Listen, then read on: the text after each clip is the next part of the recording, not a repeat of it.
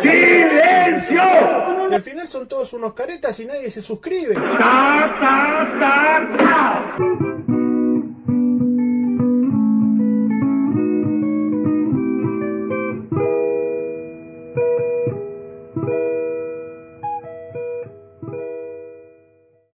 ¿Cómo les va, amigos? Bienvenidos al canal de Dal y bienvenido a esta serie que hemos dado en llamar Historias que me gustan. En este caso el capítulo 2, que se llama La Bruja de Nazca. Pero bueno, para no dar más vueltas, vamos un poco con la historia de hoy, que nos lleva a viajar un poco entre Alemania y Perú. Bueno, como el título lo dice, La Bruja de Nazca, lo primero que deberíamos abordar para entender un poco esto sería ¿qué es Nazca? Nazca es una cultura, la cultura de los nazcas era un pueblo originario americano en lo que hoy es Perú. Es una cultura que se desarrolló aproximadamente entre el siglo I y el siglo VII después de Cristo. Se calcula que poco más, poco menos, tuvieron unos 500 o 600 años como cultura y como sociedad. Una de las cosas que los distinguía fue el desarrollo de cerámica policromada, las cerámicas de diferentes colores, y bueno, en definitiva, por lo que más se lo conoce y por lo que seguramente todos los que estén viendo este video van a saber de qué se trata, es los trazos efectuados en el desierto que se llaman las Pampas de Jumana, que son conocidos como las líneas de Nazca básicamente.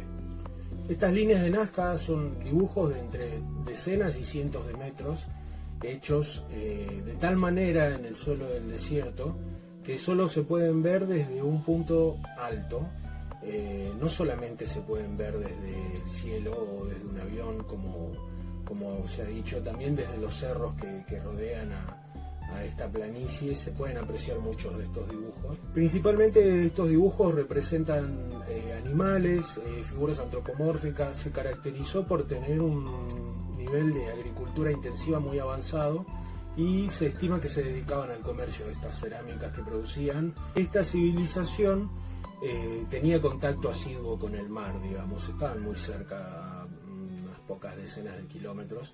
Entonces, entre las líneas de Nazca, por ejemplo, también encontramos ballenas o aves acuáticas como el flamenco. La arqueología moderna entiende que este grupo de dibujos y figuras geométricas tenían principalmente un uso de tipo ritualista. Por ejemplo, está muy relacionada con los tiempos de la cosecha. Bueno, las cuestiones a las que adoraba el hombre en la antigüedad, ¿verdad? Los tiempos de la cosecha, el solsticio, el equinoccio. Pero bueno, acá ya empezamos a meternos un poco en un terreno un poco escabroso. Recientes estudios arqueológicos, digamos, de la última década, han echado luz sobre el hecho de que son más de una las civilizaciones que han formado estos dibujos de la línea de Nazca.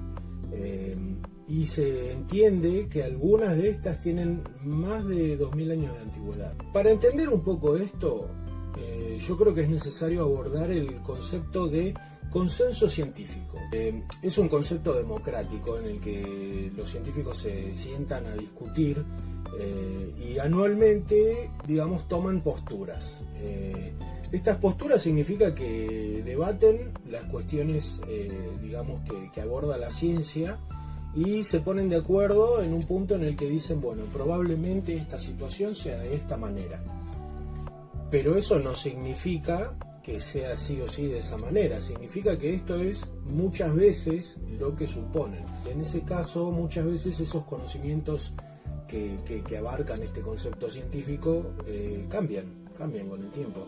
Y este consenso científico al que se llega por medio de un debate, y que es lo más cercano que tenemos al conocimiento de lo que es la verdad, de lo que nos rodea, de la historia y del universo en el que vivimos, en el caso de estas líneas de Nazca, de la cultura Nazca, en realidad hay muchas cosas que se terminan suponiendo porque las pruebas apuntan hacia ese lado. Pero otra cosa es entrar en los terrenos de la pseudoarqueología, como hizo Erich von Däniken en el año 68, que publicó un libro, y en este libro planteaba la teoría de que las líneas de Nazca eran pistas de aterrizaje para naves extraterrestres. Y es algo que la verdad que se cae por su propio peso, porque si lo pensamos un segundito, la cuestión es muy simple. Una nave que puede viajar desde otra galaxia hasta esta, ¿necesita una pista de aterrizaje como los aviones que tenemos nosotros? ¿O ni siquiera necesita aterrizar, como por ejemplo veíamos en Star Trek, la nave venía volando, teletransportaba a alguien a la superficie del planeta y después lo volvía a levantar? Valga la aclaración que no soy trekker. Entonces, como decíamos, el concepto científico, lo que dice al respecto de las líneas de Nazca es un poco errático, porque, bueno, en su momento se dijo que eran simples dibujos, luego se empezó a comprender que había un conocimiento matemático muy grande detrás de esto, porque para trazar una línea recta sin más utensilios que estacas, piedras y sogas, y que esa línea recta dure cientos y cientos y cientos de metros, en algunos casos kilómetros, y las figuras geométricas también, y no fallar en la rectitud de esta línea o en los ángulos que se quiere abordar para hacer estos dibujos, es algo que realmente pudimos nosotros, la civilización moderna, vamos a decir, pudimos hacer hace no mucho. Y el hecho de que haya civilizaciones desaparecidas, porque muchas de estas civilizaciones de las cuales estamos hablando han desaparecido y no sabemos, que lo hayan logrado con tan pocos utensilios y ese tiempo, plantea muchas preguntas que en algunos casos son inquietantes. ¿Cómo lograron desarrollar esta clase de conocimientos? Ahí es donde viene la conspiranoia a plantear que sí o sí la respuesta es que sean alienígenas que nos han visitado. Yo la verdad que creo que es un poco facilista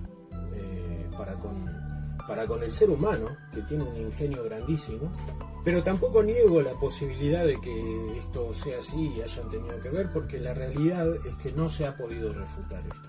¿Y cómo podríamos negar esta posibilidad si un científico, un físico muy respetado a nivel mundial, japonés, como Michio Kaku, lo acepta como posibilidad y dice que si acaso lo que tenemos que hacer es probar que los extraterrestres no nos han estado visitando por miles de años? Pero para no irnos por las ramas, básicamente entonces esto es lo que sucede, que el consenso científico respecto a Nazca está un poco a ciegas todavía. Y en lo que va del siglo XXI, en particular en la última década, se han llegado a entender cuestiones nuevas como esta que decía, que hay más de una civilización, son varias las civilizaciones que se han dedicado en esa zona a allanar un poco todo ese terreno y a generar estos dibujos gigantescos. Se supone que han sido hechos con maderas, estacas, sogas y piedras, porque esto es lo que han encontrado en los yacimientos arqueológicos. Pero bueno, en resumidas cuentas, es un lugar increíble. ¿Y cómo es que tenemos conocimiento de la línea de Nazca? Y bueno, acá es donde aparece la heroína de nuestra historia de hoy, que es María Reiche. María Reiche nació en 1903 en Alemania. Ya desde pequeña soñaba con ser científica e investigadora. Se dedicó a la matemática, la física y la geografía. Tuvo una tecnicatura en la Universidad Técnica de Dresde. Su primer viaje a Perú se da por ahí por los años 30 y se dedicó a ser niñera del cónsul alemán en Perú inicialmente, pero luego empezó a desarrollarse como traductora porque también había estudiado idiomas. Conoce a uno de los, en aquella época, principales arqueólogos que se dedicaban a estudiar las líneas de Nazca, y haciendo trabajos de traducción para él es que llega a conocerlo. Y bueno, finalmente este arqueólogo, Paul Kosok, le propone ir a trabajar con él a Nazca como su secretaria. Y es así como ella, a partir de la Segunda Guerra Mundial, ya directamente se instala en Perú y vive el resto de su vida ahí, dando no solamente el tiempo de vida que le quedaba a partir de ese momento, que fueron unos 50 años, también pasando por mucho sufrimiento y mucha soledad. Durante muchas décadas estuvo viviendo en una choza muy cerca de algunos de estos dibujos y se dedicaba a barrer el desierto con una escalera, porque necesitaba subirse una escalera para ver en altura, digamos, el dibujo que estaba descubriendo, y una brújula. Esa era principalmente eran sus herramientas de trabajo. pero hay que decir que las poblaciones cercanas a Nazca en aquella época estaban en una zona que apenas si tenía paso de tránsito y vivían con mucha pobreza. Gracias al trabajo de María Raige, a la inversión del gobierno peruano y de la UNESCO, que ha declarado patrimonio humanitario en las líneas de Nazca, hoy tienen un buen pasar. Pero en aquella época no. Imagínense lo que habrá sido en aquella época para gente con un pasar económico muy duro, gente que tenía que trabajar mucho en poblaciones perdidas en el desierto, a las que el gobierno peruano tenía olvidada y el resto del mundo ni conocía, viendo todos los días a una señora alemana que podría vivir en cualquier otro lado gracias a sus conocimientos científicos, a sus conocimientos culturales, de idioma, a sus profesiones de traductora, de arqueóloga, de física, de matemática, dedicarse todos los días con una escalera y una escoba a barrer el desierto, tomar anotaciones, medir con una brújula. La llamaban bruja. De ahí que la bruja de Nazca. No le hablaban, le tenían miedo y la tenían apartada, pero ella nunca dejó que esto la doblegue, nunca dejó que esto la detenga. Incluso se sabe que han intentado disuadirla, pero bueno, finalmente la historia le terminaría dando la razón y la terminaría reivindicando, porque su trabajo realmente era de investigación, protección y conservación de estas líneas. Y bueno, ella se dedicó a descubrir esto que estaba cubierto en el desierto por siglos y siglos y milenios de polvo del desierto. Y bueno, fue descubriendo grandes dibujos que podemos ver hoy, aunque realmente son aproximadamente, al día de hoy se entiende que hay más de 300 dibujos en la zona de Nazca, y bueno, probablemente haya muchísimos más por descubrir, pero está el mono, está el colibrí, el pájaro, la araña, la ballena, hay flamencos, están los árboles, bueno, las formas geométricas. Una en particular que a mí me resulta muy llamativa y misteriosa es el hombre búho. Se supone que es una deidad de alguna de estas culturas que generaron las líneas de Nazca. Otros descubrimientos que logró con su trabajo es ver un poco la relación de estos dibujos con las civilizaciones que los hicieron, y cómo estos dibujos eran la forma de estas civilizaciones de relacionarse con el planeta, de relacionarse con el universo, de relacionarse con la zona donde vivían. Gracias a esto se entiende que la cultura de los Nazca era una cultura que tenía agricultura intensiva y podían lograr, gracias a este conocimiento climatológico, muy buenos resultados. Según ella, la figura del mono representa la Osa Mayor, ¿sí? La estrella, la Osa Mayor en el cielo, o sea que también están relacionados con astronomía. Y por ejemplo, sobre los flamencos, esta investigadora María Raige afirmaba que si uno se paraba por las mañanas en el pico, ¿sí? en la cabeza más específicamente del ave, entre el 20 y el 23 de junio, mirando la dirección que tenía el pico, ¿sí? Se podía observar en uno de los cerros, se podía observar exactamente por la punta del cerro la salida del sol. O sea que estaba todo pensado no solo como una cuestión, una expresión artística, sino también matemática, de un profundo conocimiento científico, astronómica, climatológica, geológica. La verdad es que estas civilizaciones son un gran misterio. No sabemos bien del todo cómo es que llegaron a todos estos conocimientos y cuánto tiempo tuvieron que estar, porque entendemos el periodo en el que hicieron los dibujos, pero no sabemos nada de antes de eso. Tranquilamente estos dibujos podrían tener 3.000 años de antigüedad, se supone que no. Y bueno, este debate persiste al día de hoy. Algunas teorías afirman que estas líneas tienen relación con ceremonias religiosas de la cultura nazca y otras culturas. A esto María Raige decía, voy a leer textualmente: sería tener una opinión muy baja de los antepasados de suponer que todo este trabajo inmenso y minuciosamente exacto y detallado, hecho con concienzuda perfección, tenía una única finalidad en el servicio de una superstición primitiva o un culto estéril de los antepasados. Entonces ella no estaba tan segura de esto. Al contrario, tenemos aquí el testimonio a gran escala y único en el mundo del primer despertar de las ciencias exactas en la evolución de la humanidad. Un esfuerzo gigantesco de la mente primitiva que se refleja en la grandeza de la ejecución bajo el cielo vasto de las pampas inmensas y solitarias barridas por el viento y quemadas por el sol. Con un poco de poesía, María Reige nos estaba diciendo que ella, la máxima autoridad en esto, una experta que se dedicó 50 años a estudiar estas figuras, entendía que el principal motor de esto eran las ciencias y cómo nos ayudan a desarrollarnos y a estar en contacto de mejor manera con la vida que podemos tener. La lucha de María no fue únicamente en contra de las fuerzas de la naturaleza en el desierto, barriendo, midiendo y demás. También fue una lucha política, porque después de mucha perseverancia y de décadas de pelear y de publicar estudios y de publicar libros al respecto, consiguió que la UNESCO declarara Patrimonio de la Humanidad a las líneas de Nazca, con lo cual se le ha dado la protección y se ha dedicado un presupuesto internacional a proteger toda esta zona, que es algo importantísimo. Y sin ir más lejos, hay, si no me equivoco, uno de los dibujos que es de un lagarto, está partido a la mitad, lamentablemente, porque cuando no se sabía de todo esto se construyó la ruta panamericana.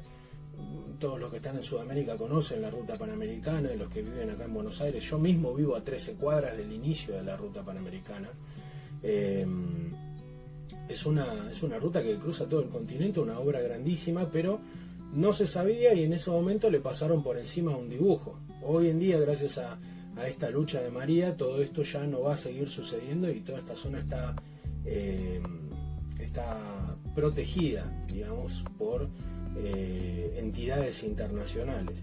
En Perú quisieron devolverle tanto trabajo. La verdad es que el sufrimiento que tuvo ella fue más que por Perú, fue por la humanidad, pero quisieron devolverle un poco de todo lo que había hecho y le dieron la medalla Machu Picchu, le dieron la ciudadanía peruana que aceptó con mucha alegría. Ella en sus últimos años de vida se definía como una ciudadana peruana, mucho antes que una alemana.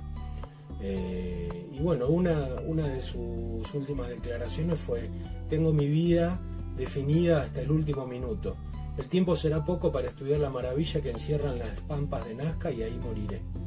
Y también dijo que si hubiera tenido muchas otras vidas, todas las invertiría en estudiar las líneas de Nazca. La verdad, una mujer muy grande.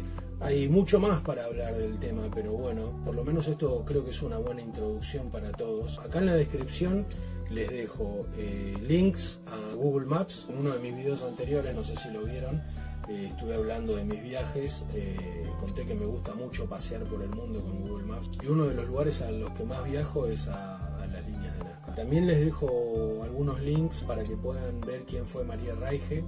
No quiero irme también sin dejar un pensamiento, y es que estuve pensando mucho cómo titular este video, y la verdad que me pareció que La Bruja de Nazca era el mejor nombre, porque las brujas en realidad eran mujeres de ciencia, eran mujeres dedicadas a la medicina, a la arboristería, a las matemáticas, a la astronomía, y lamentablemente la violencia y la agresión machista las ha perseguido, las ha quemado, las ha torturado, y la verdad que creo que es un gran título para el trabajo de María, porque fue una mujer muy adelantada a su tiempo. Bueno, esto fue todo para el video de hoy del canal de Dal. Muchas gracias a todos por estar ahí. Por favor, suscríbanse, compártanlo y activen la campanita. Espero que les guste el contenido que les estoy trayendo. Tengo muchas más historias para contar. Y me despido dejando esta imagen de María. Y bueno, la voy a dejar simplemente ahí en silencio porque me parece que es una imagen hermosa que describe muy bien la belleza y la importancia del trabajo de María, a quien estamos eternamente agradecidos.